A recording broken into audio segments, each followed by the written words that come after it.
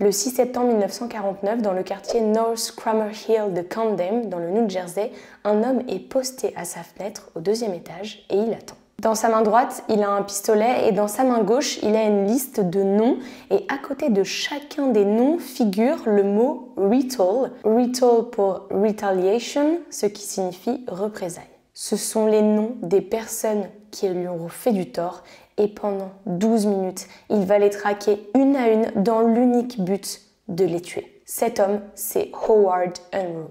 Hello, j'espère que vous allez bien, je suis ravie de vous retrouver aujourd'hui pour une nouvelle vidéo et aujourd'hui on va parler de la toute première fusillade qui a eu lieu aux États-Unis.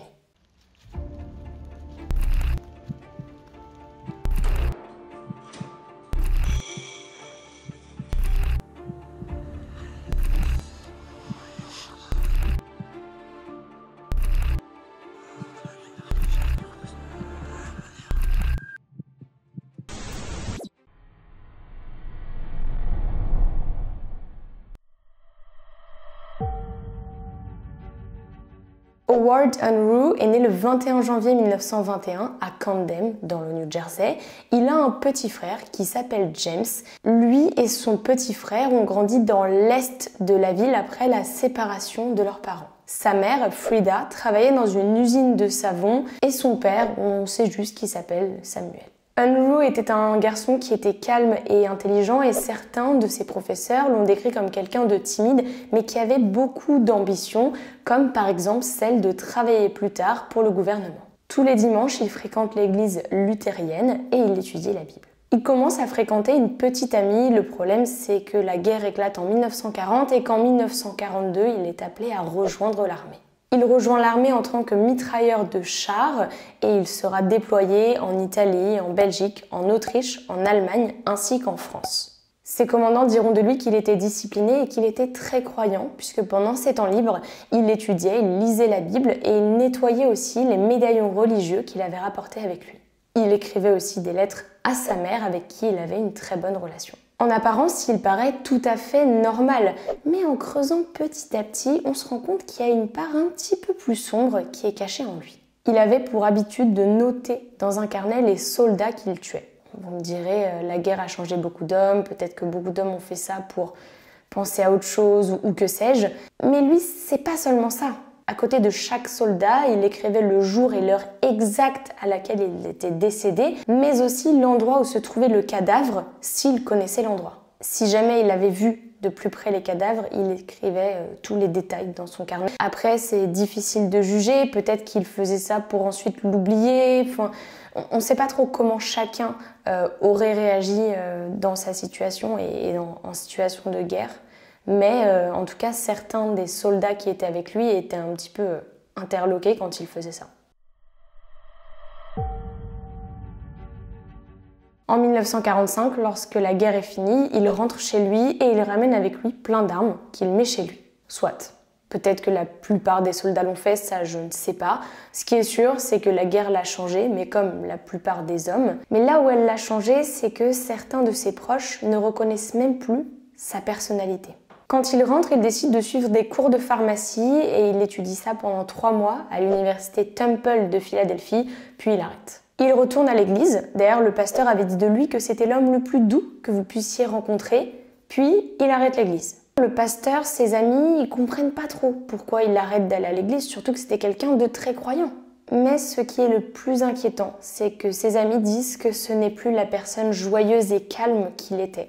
À présent, il est lunatique, renfermé sur lui-même, il est assez nerveux alors qu'il ne l'était pas avant et il se met très souvent en colère. Quand il est rentré de la guerre, il est retourné vivre chez sa mère, à River Road, et il n'a pas voulu essayer de reconstruire sa vie. Alors que la plupart des soldats ont essayé d'aller de l'avant, lui il ne voulait pas. Pendant ce temps, son jeune frère s'était marié et il vivait à Eden Heights. Une fois rentré, il continue sa petite routine qu'il faisait pendant son temps libre lorsqu'il était en guerre, c'est-à-dire il continue de lire et d'étudier la Bible, mais aussi de polir ses médailles. Une autre chose qu'il fait à présent, c'est qu'il collectionne des armes, en plus de celles qu'il a ramenées, et il s'amuse à tirer dans le sous-sol de sa mère. En fait, dans le sous-sol, il s'est fait un champ de tir et il s'entraîne à tirer. Ce qui ne plaisait pas trop aux voisins, et c'est d'ailleurs la raison pour laquelle les relations qu'il entretenait avec ses voisins se sont détériorées. Le problème d'Unruh, c'est qu'il ne supportait pas les remarques et qu'à chaque fois que quelqu'un lui en faisait une, il pensait que c'était une attaque personnelle. Et pas seulement, puisque lorsque les gens le regardaient, il avait l'impression que les gens le jugeaient. Je vous ai dit qu'il avait une très bonne relation avec sa mère. Le problème, c'est qu'elle est aussi étroitement liée au fait qu'il soit renfermé sur lui-même et que sa paranoïa grandit de jour en jour. C'est l'une des rares personnes qui lui fait confiance et de manière aveugle, et elle sera toujours là pour lui, que ce soit émotionnellement parlant ou alors financièrement parlant. Plus Unruh se coupait du monde, plus elle le soutenait. C'est pas forcément bon parce qu'en faisant ça, elle le conforte là-dedans. Un de ses voisins, un pharmacien qui s'appelait Maurice Cohen, est devenu sa cible principale. Il faut savoir qu'ils se disputaient très souvent et notamment à propos d'une chose, l'accès à la propriété. Ce n'est pas le seul voisin avec qui Unruh a des différends puisque c'était une personne qui était très hostile et solitaire. Il n'inspirait pas vraiment confiance. Et ce n'est pas tout. Certains de ses voisins étaient très conservateurs et le fait qu'Unruh entretienne une raison avec un homme, ça passait pas trop. D'ailleurs, pour cette raison, il se moquait très souvent de lui et il le ridiculisait. Le soir du 5 septembre 1949, Unruh se rend au cinéma Philadelphia 24 Hours Family pour y rejoindre son copain afin qu'il passe la soirée à regarder plusieurs films. Seulement voilà, il arrive en retard et quand il arrive sur place, son amoureux en avait marre d'attendre. Donc il est tout simplement parti et lorsqu'Unruh arrive, il se retrouve seul. C'est pas grave, il avait prévu de regarder des films, il va regarder des films. Il en regarde 2. Ce n'est qu'à 3 h du matin qu'il part du cinéma. Quand il rentre chez lui, il remarque que la porte qu'il avait installée plus tôt dans la journée avec l'ami de sa mère qui s'appelait Monsieur Pinard a disparu. C'était une porte qui avait pour but de séparer la propriété de sa mère ainsi que celle de Maurice Cohen, le pharmacien. Il prend ça comme une provocation et selon lui, il n'y a aucun moyen par lequel il pourrait régler ce problème en discutant avec les personnes, car ces mêmes personnes se moquent de lui. Le lendemain matin, il décide que cette fois-ci, c'était la goutte d'eau qui a fait déborder le vase et il doit agir. À ce moment précis, il est persuadé d'une chose, ses voisins conspirent contre lui et ils sont tous pareils. Depuis 2 ans, il planifie ce qu'on appellera plus tard la marche de la mort. Et cette fois-ci, il est prêt. Il est prêt à passer à l'acte. Quand il se lève le matin vers 8 h, il mange ses œufs que sa mère lui a préparés, puis il menace sa mère avec une clé à molette. S'il l'a menacée, c'est tout simplement parce qu'elle lui avait demandé si ça allait. En effet, le matin, elle l'avait trouvé assez étrange et elle voulait juste s'assurer que tout allait bien. Ça l'a un peu énervé qu'elle lui demande ça. Il l'a menacée avec une clé à molette et cette dernière est ensuite sortie de chez elle puisqu'elle avait des amis à aller voir. Elle dira plus tard que ce matin-là, elle avait eu peur que son fils la tue, surtout qu'elle ne l'avait jamais vu comme ça auparavant. Une fois que sa mère est partie, Unruh ressasse toute la haine qu'il a envers ses voisins. Ensuite, il décide de s'habiller. Il met un t-shirt blanc et un nœud papillon coloré. Il avait à sa disposition un pistolet allemand Luger de 9 mm ainsi que des munitions. Il était préparé depuis longtemps pour ce jour car, comme je vous l'ai dit au début, il avait une liste des personnes qu'il voulait tuer. Sa mère, qui n'est plus chez elle, n'a aucune idée de ce qui va se passer. Unruh, lui, il est au 2e étage de sa maison. Il observe les gens passer. Et à 9 h 20, il déclenche le premier coup de feu. Avec ce coup de feu, il ne tue personne et il fait un constat assez rapide. Il ne pourra pas tuer toutes les personnes qu'il désire tuer s'il reste posté à sa fenêtre comme il l'est actuellement. Il décide de sortir de chez lui avec un stylo lacrymogène, un couteau de 6 pouces, son pistolet ainsi que 6 cartouches de munitions. S'il a commencé à tirer à 9 h 20, ce n'est pas un hasard. Il l'a fait à cette heure-là car il savait que tous les magasins de sa rue seraient ouverts. Donc, dans tous les cas, il trouverait des gens à tuer. Certes, son but était de tuer les personnes qu'il y avait sur sa liste, mais s'il pouvait tuer plus de personnes, notamment celles qui se mettraient en travers de son chemin, il le ferait aussi avec plaisir. Nous sommes au coin de la 32e rue et d'Ariston Street. Un camion de livraison est garé et 2 enfants sont en train de jouer pas très loin du camion. Le conducteur est assis à sa place, il semble trier des papiers quand Unruh arrive à sa hauteur et tire à travers la fenêtre. Il le rate car l'homme est rapide et a eu le temps de se retirer. Cet homme en question dira à la journaliste Roxy DeMarco: « J'étais assis dans mon camion à pain en train de regarder mes dossiers. Il s'est approché et a pointé l'arme sur moi. Je pensais que c'était un hold-up. Je suis tombée à l'arrière de mon camion entre des boîtes à pain et il a tiré. Mais Dieu merci, il m'a raté. » Ensuite, l'homme a attrapé les 2 hommes qui étaient à proximité pour les cacher avec lui dans son camion. Son but était de prévenir d'autres personnes, mais il était trop tard. Le premier homme qu'Unruh cible est John Pilari, un cordonnier qui travaillait dans la cordonnerie au bout de la rue. Quand Unruh est rentré dans la boutique, John était en train de s'occuper des chaussures d'un petit garçon. Le petit garçon a eu très peur, il a eu le temps de se cacher derrière le comptoir. Unruh, lui, a sorti son arme et il a tiré 2 balles, une dans son ventre et une dans sa tête. Unruh ne s'est pas plus s'éterniser que ça dans le magasin, de toute façon, il n'en avait pas après le petit garçon. Il est ressorti du magasin pour continuer sa marche de la mort jusqu'au magasin de Clark Hoover, âgé de 33 ans. Dans le salon de coiffure de Clark, il y avait un cheval blanc. Vous savez, les chevaux qu'on a dans les carrousels, c'était ça qu'il y avait au milieu du salon de coiffure.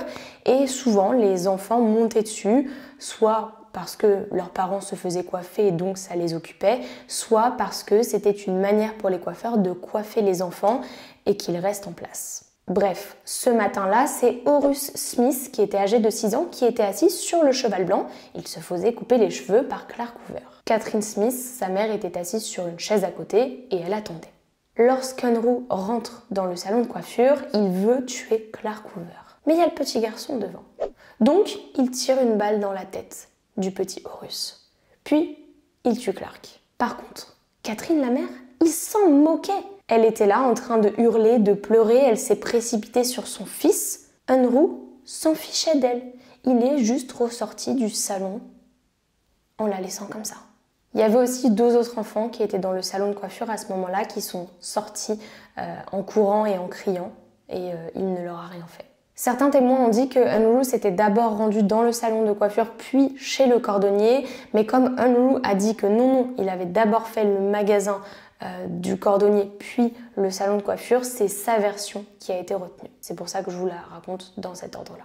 Ensuite, il s'arrête à la taverne de Frank Engel. Mais ce dernier avait entendu ce qu'il s'était passé, donc il avait fermé sa taverne et il s'était muni d'une arme, il était prêt. La porte étant fermée, Unruh ne se démonte pas et il tire 2 balles à travers la porte et une petite fusillade s'ensuit, fusillade dans laquelle Frank rend les coups. Frank avait aussi dit aux clients de se réfugier derrière le bar, donc il n'y a pas de blessés ni de morts. Le prochain homme à être tué est James Hutton. C'était un agent d'assurance et il sortait de la pharmacie lorsqu'il s'est retrouvé nez à nez avec le tueur. Cet homme n'était pas prévu sur la liste, cependant il sortait de la pharmacie dans laquelle Unruh se rendait et il était sur son chemin. Vous vous en doutez, les victimes suivantes sont la famille Cohen. Et d'ailleurs, la pharmacie des Cohen était située sous l'appartement de la mère d'Unruh. Ce qu'il s'est passé, c'est qu'Unruh est rentré dans la pharmacie et a ouvert le feu. Maurice Cohen, à ce moment-là, il se rend compte de ce qu'il se passe. Il monte très rapidement à l'étage pour prévenir sa femme Rose, son fils Charles, fils de 12 ans, ainsi que sa mère de 63 ans, Minnie. Rose et Charles se sont cachés dans des placards. La mère, elle, n'a pas eu le temps. Elle est juste allée dans une pièce à côté. Sauf qu'Unruh, il avait vu que Rose s'était cachée dans un placard. Lorsqu'il arrive devant le placard, il tire 3 fois à travers la porte. Puis il ouvre la porte et il tire une nouvelle balle dans la tête de Rose, ce qui entraîne son décès.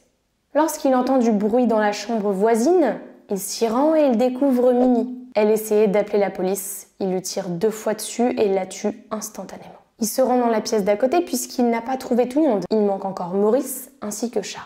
Pendant ce temps-là, lui, Maurice, il avait sauté par la fenêtre et il s'était réfugié sur le toit du Porsche, pensant que Unruh ne le verrait jamais. Sauf qu'Unruh, quand il passe devant une fenêtre, il voit Maurice sur le toit du Porsche. Qu'est-ce qu'il fait?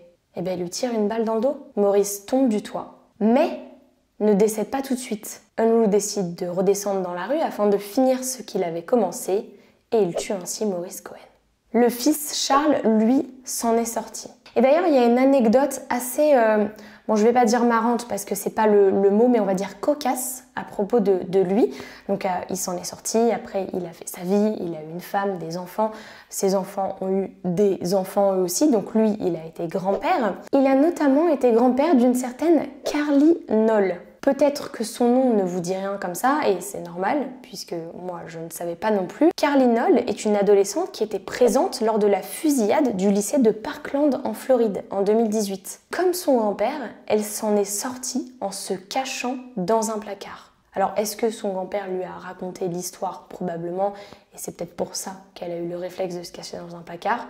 Bon, après c'est certainement le réflexe de beaucoup de monde, mais c'est assez cocasse, j'ai pas envie de dire marrant, que les deux aient survécu de la même manière et que surtout ce soit dans la même famille. Bon, revenons-en à nos moutons. Nous sommes dans la rue, Unruh vient de tuer Maurice Cohen. Il y a une mère et son fils, Madeleine Harry et Armand, qui a 16 ans, qui sont en train d'étendre du linge. La mère est entrée à l'intérieur quand Unruh est également rentrée à l'intérieur. Armand dira plus tard qu'Unruh leur a tiré 5 fois dessus, mais il les a seulement blessés. Ils ont tous les deux été blessés au bras et avant de partir, il a aussi frappé Armand avec la crosse de son pistolet. Alors pourquoi ne les a-t-il pas tués?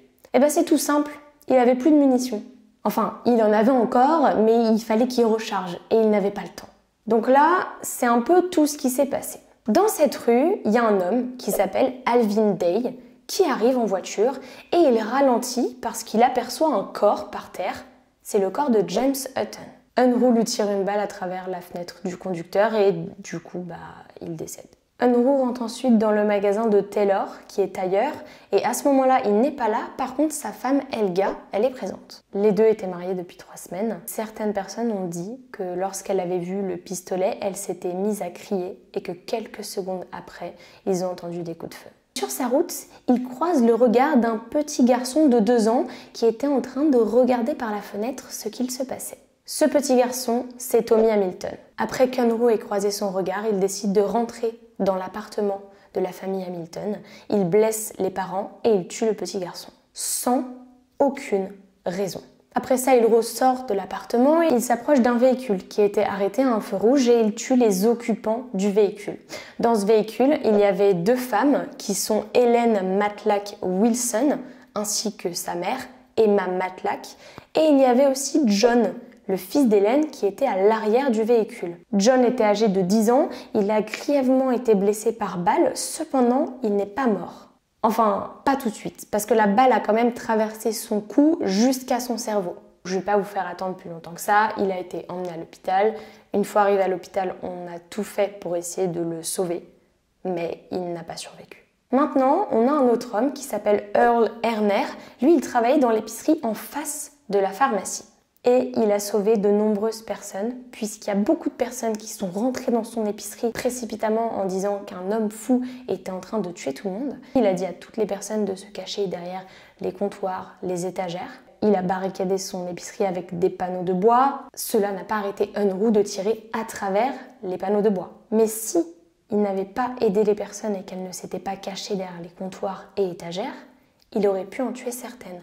Alors que là, toutes les personnes à l'intérieur de l'épicerie étaient saines et sauves. Il y a un jeune homme de 18 ans qui s'appelait Charles Peterson qui conduisait dans la rue avec 2 de ses amis et ils tombent à leur tour sur le corps de James Hutton. Il s'arrête à la hauteur du corps et il sort de la voiture pour essayer de voir s'il y a quelqu'un dans les parages et surtout s'ils peuvent faire quelque chose pour aider, bon, pas James Hutton parce qu'il est décédé, mais s'ils peuvent faire quelque chose. Unruh arrive près d'eux et il abat Charles. Pendant ce temps, ses 2 amis courent le plus vite possible et arrivent à se sauver. Au même moment, plusieurs voitures de police arrivent sur les lieux. Unruh n'est pas bête, il sait que c'est pour lui, il se dit que c'est fini et il rentre dans l'appartement de sa mère. La vraie raison pour laquelle il est rentré, c'est qu'il était à court de munitions, qu'il avait besoin d'aller en rechercher et qu'il voulait continuer de tuer. Sa marche de la mort prend fin à 9h32. Vous vous rappelez, au début de la vidéo, je vous ai dit que son premier coup de feu avait été déclenché à 9h20. Ce qui signifie que tout ce que je viens de vous raconter n'a duré que 12 minutes. 12 minutes pendant lesquelles 5 hommes, 5 femmes et 2 enfants sont morts. 12 minutes pendant lesquelles il a blessé grièvement un homme, une femme et 2 adolescents, dont l'un d'entre eux qui, au final, est décédé à l'hôpital. Ce qui ramène le compte à 13 morts et 3 blessés. 12 minutes pendant lesquelles il aurait pu tuer le double de personnes, c'est-à-dire 26, s'il avait réussi à tuer tous les gens qu'il avait visés ce jour-là. Il y a 50 à 60 policiers qui l'encerclent. Ils ont du gaz lacrymogène ainsi que des mitraillettes. Les policiers pensent qu'ils ont affaire à plusieurs tueurs, car vu le nombre de personnes visées et tuées, ils se disent que c'est impossible que ce soit un seul homme qui ait infligé autant de dégâts. En 30 minutes, il y a à peu près 1000 personnes qui se sont amassées dans la rue pour regarder ce qu'il se passe. Il y a des tireurs d'élite qui sont positionnés sur les toits. À un moment, ils entendent un téléphone sonner à l'intérieur de l'appartement. Unruh décroche et au bout du fil, c'est un certain homme appelé Philip W. Buxton. Il est rédacteur en chef du Camden Evening Courier. Il est à peu près 9h40 lorsqu'il l'appelle. C'est un journaliste, hein. Lui, il veut être le premier à avoir l'information, donc il lui demande ce qu'il se passe et ce qu'ils sont en train de faire. Unruh lui répond « Pour l'instant, ils ne m'ont rien fait ». Il lui demande aussi notamment combien de personnes il a tué, ce à quoi Unruh répond « Je ne sais pas, je n'ai pas compté, mais il semblerait que ce soit un très bon score ». Il lui a aussi dit qu'il ne savait pas pourquoi il avait fait ça et qu'il allait devoir le laisser parce qu'il était très occupé. Avant d'agir, les policiers lancent une grenade lacrymogène à travers la fenêtre et 45 minutes après son premier coup de feu, c'est-à-dire à 10h05, Unruh est arrêté. Pendant son interrogatoire qui a duré des heures, il donne les détails de tous les crimes qu'il a commis. Cependant, on ne connaît pas les motifs précis des meurtres. Bien que certaines personnes aient été des cibles pré-planifiées, quelques-unes se sont juste mises en travers de mon chemin. À la fin de l'interrogatoire, lorsqu'il se lève de la chaise, les policiers remarquent qu'il y a du sang sur la chaise. Effectivement, il avait bien été blessé par Frank, mais aussi par les policiers. On l'emmène à l'hôpital Cooper, ce qui est un peu ironique parce que c'est le même hôpital où ces victimes qui étaient grièvement blessées ont été emmenées. Mais on n'arrive pas à lui retirer la balle qu'il avait, donc on ne sait pas si c'est le policier ou Frank qui l'a blessé. Pendant ce temps-là, sa mère n'était pas retournée à l'appartement. Enfin, elle était retournée à l'appartement et ensuite des amis lui avaient dit non, viens avec nous pour éviter qu'elle ait tous les détails parce que ça sert à rien qu'elle apprenne tout ça. Du moins, pas tout de suite. Howard Unruh a été accusé de 13 meurtres volontaires avec préméditation, ainsi que de 3 chefs d'accusation d'agression atroce avec coups et blessures. Diagnostiqué d'une schizophrénie paranoïaque, il a été immunisé de toutes les poursuites pénales. Cependant, après la guerre, il ne montrait aucun signe de cette maladie. Donc les gens ne savent pas trop s'ils jouent pas un peu avec ça pour éviter d'être trop lourdement condamné. Unruh est envoyé dans l'hôpital psychiatrique de Trenton et il a été détenu dans une cellule de prison à sécurité maximale. Il est décédé en 2009 à l'âge de 88 ans et ses derniers mots ont été prononcés devant une psychologue pendant une interview. Il aurait dit « J'aurais tué 1000 autres personnes si j'avais eu assez de balles ». Aujourd'hui, sa marche de la mort est connue comme l'une des premières et des plus infâmes fusillades de l'histoire des États-Unis. Je vous laisse avec un dernier mot. Unruh en allemand, ça veut dire trouble. Voilà, c'est la fin de cette histoire. Comme d'habitude, je vous attends dans les commentaires. N'hésitez pas à me dire si vous connaissiez cette fusillade. Et moi, je vous dis à très vite pour de nouvelles histoires.